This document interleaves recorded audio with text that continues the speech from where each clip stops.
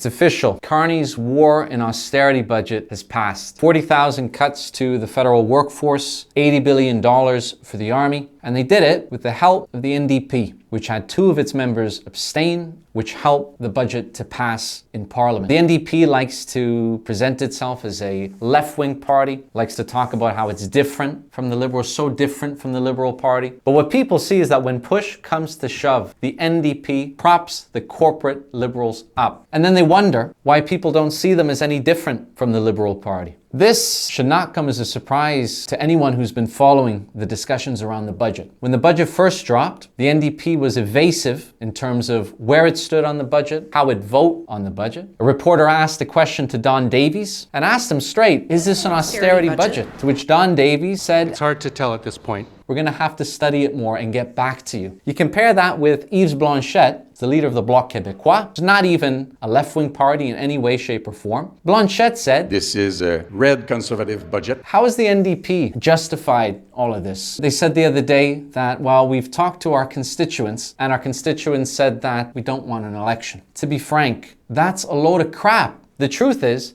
the NDP caucus does not want an election. That's the reality that they won't tell you. And why don't they want an election? A, because they're massively unpopular. Nobody knows what this party stands for anymore. And B, because they're broke. They're $23 million in debt. The national director of the NDP released that figure just the other day. They can't afford to run in an election. Don Davies has said that we don't want to play political games like the other parties in Parliament. And that's a bit rich coming from him because he's playing the biggest political game of them all. They're putting their principles up on the shelf in order to keep their seats in Parliament, their position in Parliament, and damn be the consequences for anyone else. It's good for them, but it's bad for the rest of us because we now have to deal with the consequences of this budget. 40,000 jobs cut, a reduction in services, the wealth of society being plowed into the army with no real good, productive purpose.